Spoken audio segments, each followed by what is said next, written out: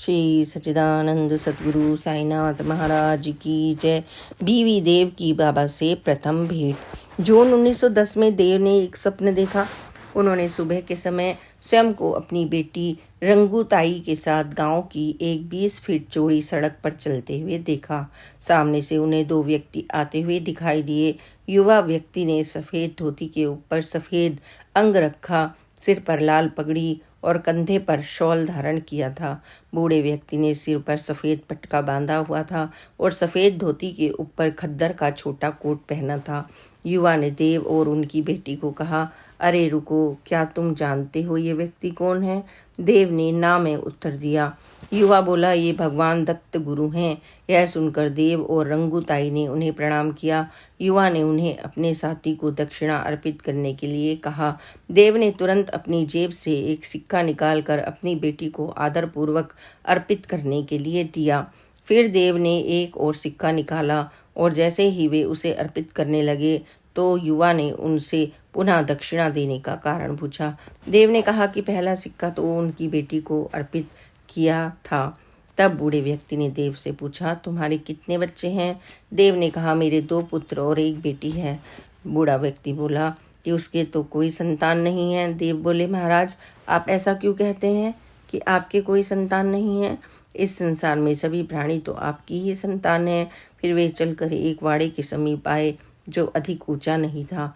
वहां पहुंचते ही युवा और बूढ़ा व्यक्ति अंतर्ध्यान हो गए और देव के स्वप्न का अंत हो गया। कुछ समय पश्चात देव की भेंट नाना साहेब चांदोरकर से हुई, जिन्होंने बाबा की दिव्यता का परिचय दिया। देव पहली बार 30 नवंबर 1910 को शिरडी गए और साठेवाड़े में रुके। स्वप्न में देव ने हूबहू यही वाड़ा देखा था। फिर उन्होंने द्वारिका माई जाकर बाबा के श्री चरणों में प्रणाम किया। तब उन्हें प्रणाम मिला और बाबा दत्त भगवान हैं और युवा व्यक्ति नाना साहेब चांदोरकर थे। श्री सच्चिदानंद सद्गुरु साईनाथ महाराज की जय। राधा कृष्णा माई का बाबा को अभंग सुनाना। स्वामी शरणानंद जी बताते हैं कि शिरडी में मेरा कमरा राधा कृष्णा माई के घर से सटा हुआ था। एक बार मैं माई को संतों के जीवन चरित्र की गाथाएं जोर से बोलकर सुना रहा था। संत लीला का विवरण सुनकर वे भाव विभोर हो गईं और उनके नेत्रों से आनंदाश्रु छलछला पड़े। उस समय उनके कक्ष में अंधेरा था। तभी अचानक उनके समक्ष प्रकाश की प्रचंड किरणें फूट पड़ी। इसके पश्चात वे शांत होकर सो गईं। माई पठन पाठन के लिए सदा अत्यधिक उत्सुक रहती थी। वे मुझसे व अन्य भक्तों से आध्यात्म संबंधी पुस्तकें व ग्रंथ मांगकर उनका निष्ठा से अध्ययन किया करती थी। तुकाराम गाथा उनकी बहुत प्रिय पुस्तक थी और वे मधुर वाणी में उनके अभंग का गायन करती थी। माई ने बताया, जब मैं पहली बार शिरडी आई थी तब अक्सर मैं इन अभंगों को बाबा के समक्ष गाती थी। बाबा को यह अभंग अति प्रिय थे। माई को दया, क्षमा, शांति व अनेक संतों से संबंधित कई अभंग कंठस्थ थे। तुकाराम गाथा का भक्तों के समक्ष पठन व अर्थ समझाते हुए वे इन अभंगों का गायन करती थीं। एक दिन वामन राव नवरवेकर अपने साथ एक नाथी भागवत ग्रंथ लाए। राधा कृष्णा माई ने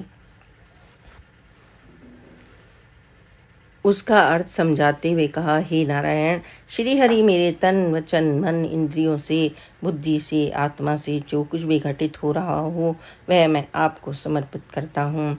यह प्राकृतिक रूप से या मेरे मन के विचारों के कारण हो रहा है, वह आपको अर्पित है। उन्होंने बताया कि गीता का सार इस श्लोक में समाया है, इसे सदा स्मरण रखना। जयदेव कृत गोपी गीत भी माई की प्रिय पोथी थी। वे इसके अभंगों का गायन भी कई रागों में करती थी। शाम के समय माई इन श्लोकों का गायन करती। डॉक्टर पिल्ले इनके साथ सितार बजाते थे। मैं सौभाग्यशाली हूँ, मैंने माई के मुख से रामदास स्वामी कृत दास बोध की आध्यात्मिक व्याख्या का श्रवण भी किया है। माई को रामकृष्ण कृत बोधामृत ग्रंथ भी अत्यंत प्रिय था। कुछ समय पश्चात बापू साहेब जोग ने मुझे समझाया, इन सभी महान ग्रंथों को माई के समक्ष जोर जोर से पढ़ने से तुम्हें ज्ञान नहीं होगा। जरूरी है कि माई इन्हें जब पढ़े तो आप उसे ध्यान से श्रवण करो। इसके पश्चात मैंने इन ग्रंथों को माई के समक्ष पढ़ना बंद कर दिया। माई ने मुझे समझाया कि पुस्तक का पठन पाठन माया के चक्र से मुक्त करता है। वे हमें जीवन की हर परिस्थिति में स्थिर व संतुष्ट रहना सिखाता है। माई ने इन श्लोकों द्वारा सतगुरु तक पहुँचने के खजाने की चाबी दी। आध्यात्मिक व्याख्या। सर्वव्यापक ईश्वर की दृष्टि निरंतर हमें देखती है। इन विशेष दृष्टि वाले फरिश्ते अर्थात सृष्टि के नियंता का अनुभव पाने हेतु हम सद्गुरु रूपी आश्रय गृह में प्रवेश करना पड़ता है। जो साधक रूपी पर्यटक इस आश्रय स्थल में प्रवेश कर लेते हैं अर्थात पूर्ण सद्गुरु से ब्रह्म ज्ञान की दीक्षा प्राप्त करते हैं, फिर वे उस ईश्वरीय सत्ता का साक्षात दर्शन कर पाते हैं। तब साधक उनकी उस व्यापक दृष्टि का भी अनुभव कर पाते हैं जो निरंतर हर पल हर दिशा में से उनकी ओर निहारती है। इस कारण उन भक्त साधकों के विचार व कर्म सदा नेक बने रहते हैं।